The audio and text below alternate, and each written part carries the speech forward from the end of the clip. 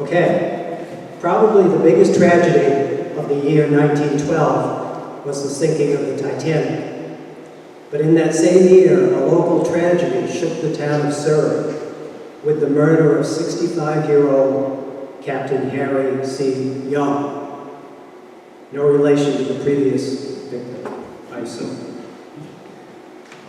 Mr. Young was a prominent citizen of town.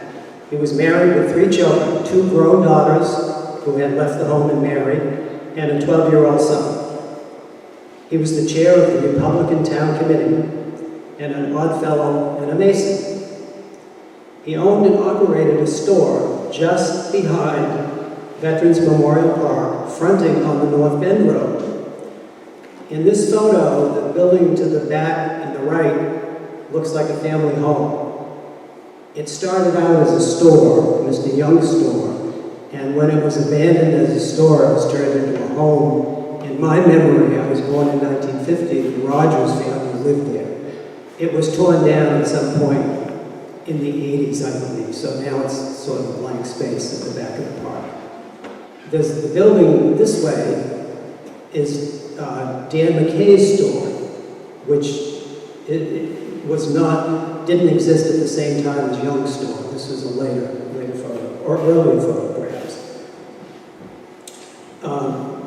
Captain Young lived right beside this building. There was a building between this and the Grange Hall. It may or may not be the current building, but it was located at least in the same spot right beside us.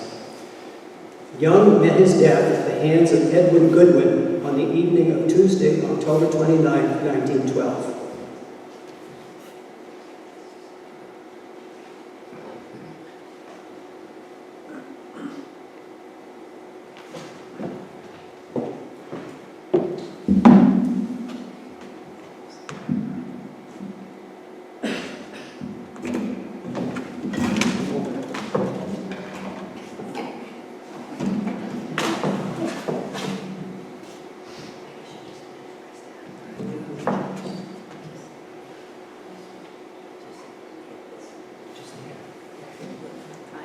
Okay, thank you.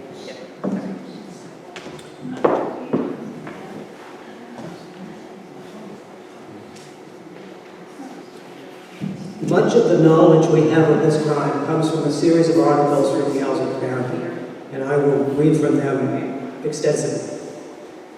The headline on October 30th was "Arrest Maine in Surry Case." Because Harry C. Young did not return to his home at midnight, a search was made and his body was discovered at Patton Pond Stream Bridge, shown here, in the center of town. It appears that Mr. Young left his store at 8:30 p.m. During the evening, George Cousins, Hollis Harding, Eugene Gasper, and Clarence Lord were there in general conversation. These men left the store at 8:15. At 8:30, Mr. Young is supposed to have left the store, and that was the last anyone saw of him. At midnight, Mrs. Young became alarmed at the non-appearance of her husband. Putting on her wraps, she walked to his store. Passing across the bridge, she found the store in darkness with no one there. On returning, she saw a basket of grapes which had been spilled along the bridge. She became greatly agitated and went to the home of a neighbor, Henry Shapley, and told Mr. Shapley and Albert Surry that her husband was missing and that she found the grapes on the bridge. At about 1 o'clock, Shapley and Surry found the body of Mr. Young almost directly under the bridge, partly submerged in water. Coroner L.W. Jordan of Ellsworth arrived on the scene at 2 a.m. He was assisted by Will Phillips, Alexander McGraw, and Harry Wood. They took the body to the store and found a deep and ugly wound on the top of his head. There was apparently no water in his lungs, though.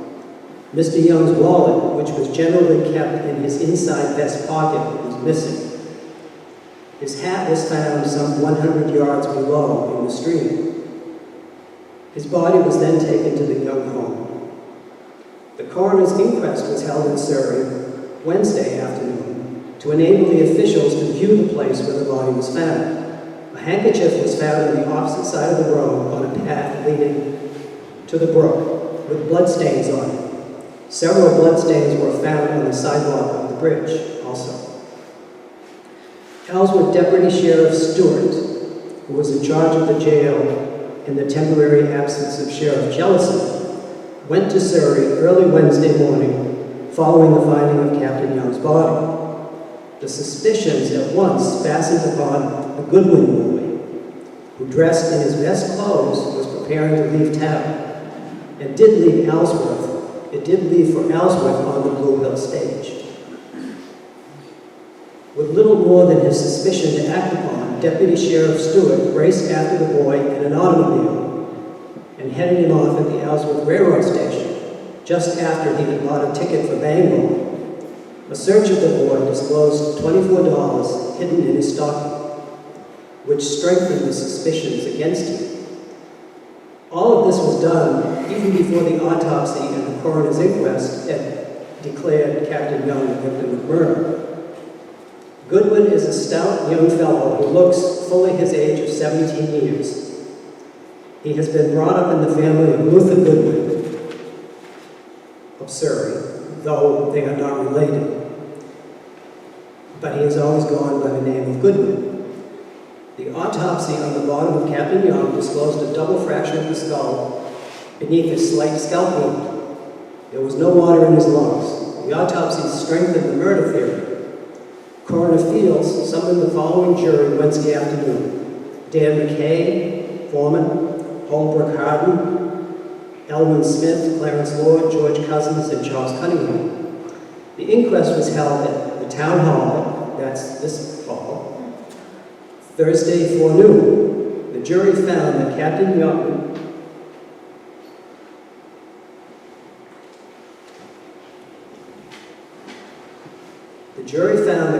Young met his death at the hands of some person unknown by a blow on the head with some blunt instrument.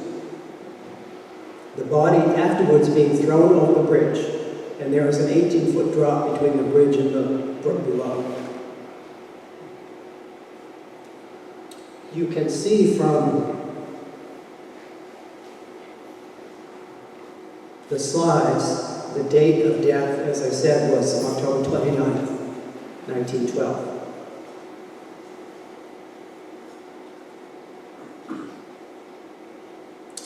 Okay, the next article appeared in early November. Headline was "The Surry Murder." "I suppose I'm guilty." That was Goodwin's response to Judge Hall when arraigned in a warrant charging him with murder last Thursday afternoon. The complaint was made by Sheriff Jellison. Goodwin was brought from his cell and arraigned in the little room used as the jail office. There were only a half dozen people present: Judge Hall, Sheriff Jellison, Deputy Sheriff Stewart, County Attorney Graham, H.H. Harden of Surry, and a representative from the Ellsworth American. Judge Hall explained to him the nature of the arraignment, that there was to be no trial at this time, and with the exception of pleading, he had a right to remain silent. He was then told to stand up, and Judge Hall asked him, "Are you guilty or not guilty?" "I suppose I'm guilty." The reply was a complete surprise. It was a dramatic moment, the tragedy of which was felt by everyone present. There was a deathly silence, broken in a moment by Goodwin himself, who continued, "That is, I don't know as it's murder. I didn't calculate to kill him." Those in the room forgot for a moment the brutality of the crime, in a feeling of pity for this boy, standing before them and quietly admitting the deed which had cut off his own young life almost as completely as it had that of his victim.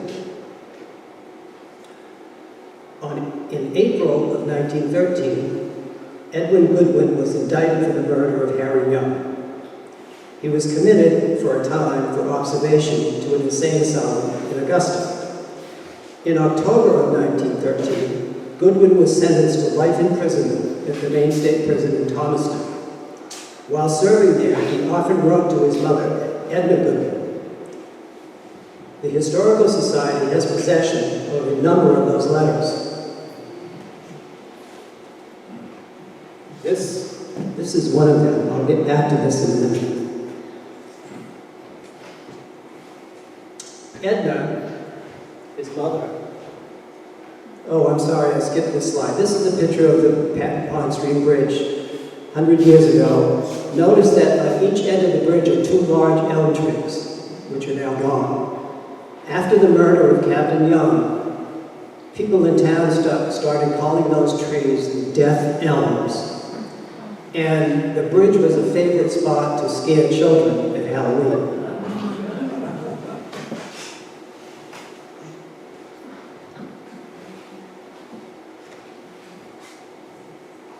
This is a business card from Edna Goodwin. She was partners in a dress shop in Ellsworth. Her name is shown in the lower left-hand corner of the card.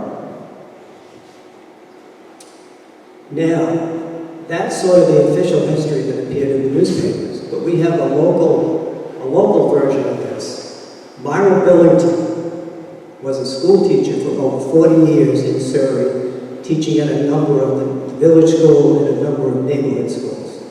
She was born in 1888 and died in 1977. So she was an adult teaching during this episode of the murder. She told her recollections of this to Howard Jellison, who wrote them down, and that's the document I'm going to quote from now. In Surry lived Edwin Goodwin, who had been adopted by a Goodwin family. Something happened in his personal life, and he needed money at once.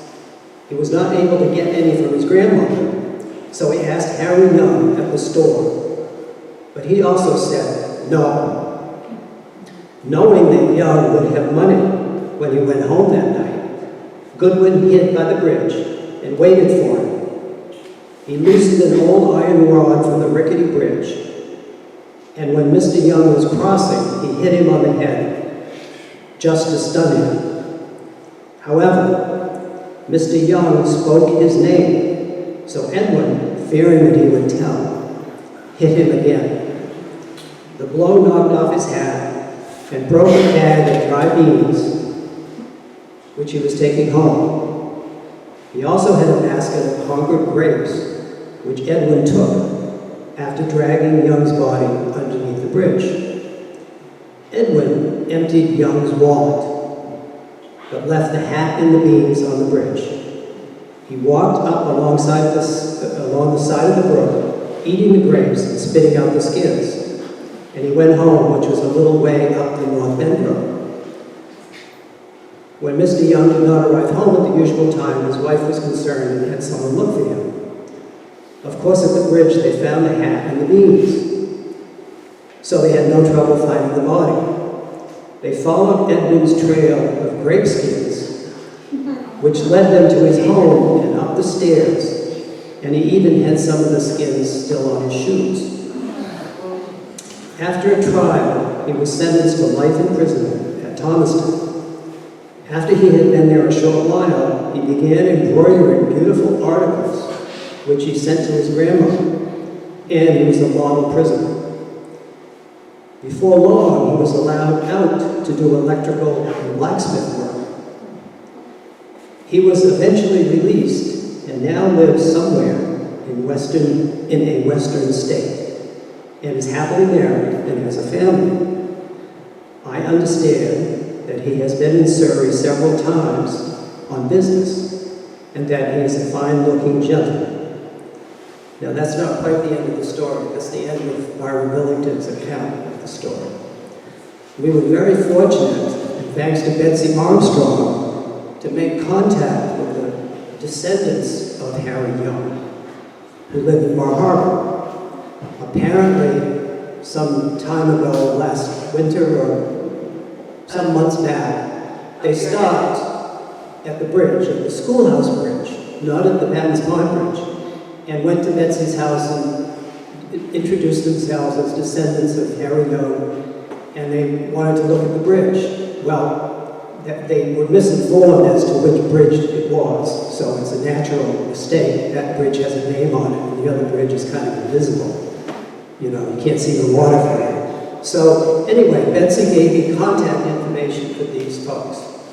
Jenna Young and her husband own the Side Street Cafe and the Thrive Juice Bar on Roddick Street in Bar Harbor.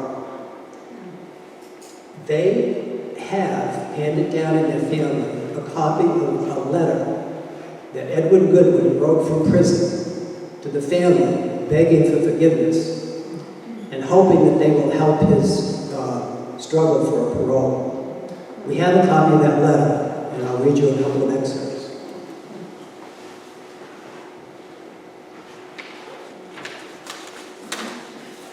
It was a 3-page letter, typewritten, a lot of typos, a lot of misspellings, but I think he did the best he could. It's dated April 11th, 1920, so he has been in jail since 1913, been in Thomaston since 1913. It's addressed to Mrs. S.S. Siemens of West Franklin. She was one of the married daughters of Harry Young. Goodwin wrote, "About 7 years ago, I was sent to state prison for causing the death of your father, Harry Young. And after being here as long as I have, my mind turns to the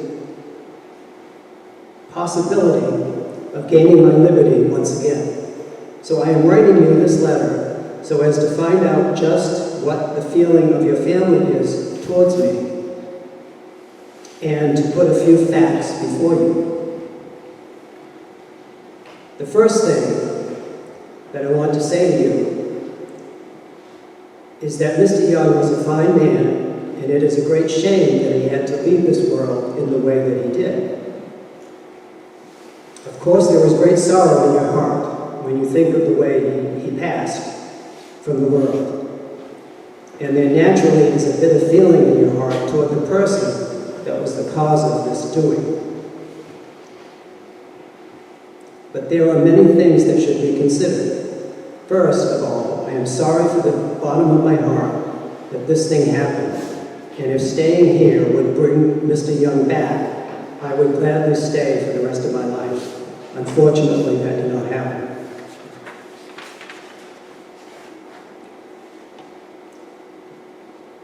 It nearly tears my heart out when I think of Mrs. Young receiving the news of her husband's death. It must have been very hard to bear. I know that I cannot put this thing before you as I want you to understand it, but please give my words careful consideration. I am a young man of 24 years old. I did a great wrong, and I was very young, and I am very sorry for it. I do not mean that I am in the hope of acquiring a pardon this year or even next year, but after 4 or 5 years perhaps. As I said before, staying here will never bring back Mr. Young, and it will give me no chance to prove to the few friends that I have that I am not the kind of man that I am now branded as before the world.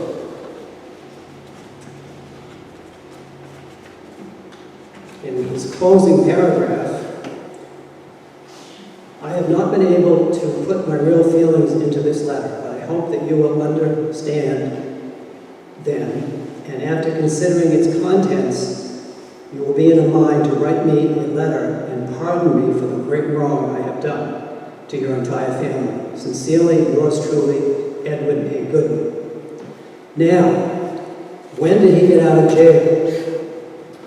We know from the last letter that he wrote to his mother is dated in the fall of 1925. So we know he was still in prison as of 1925. I don't know if the letter stopped or just the Historical Society just didn't acquire the rest of it, but he was in jail at least through 1925, but at some point he was paroled. It seemed he started as a work release program when they let him out to do, labor. And we, aside from the reference to him moving to a western state, we really don't know what became of him ultimately, but we're still on it. And that's it. That wraps it up. And thank you all for coming. And I know it's a tough subject, but when it's more than 100 years old, it's a little easier to talk about it. And please enjoy the refreshments, and hope to see you at the next event.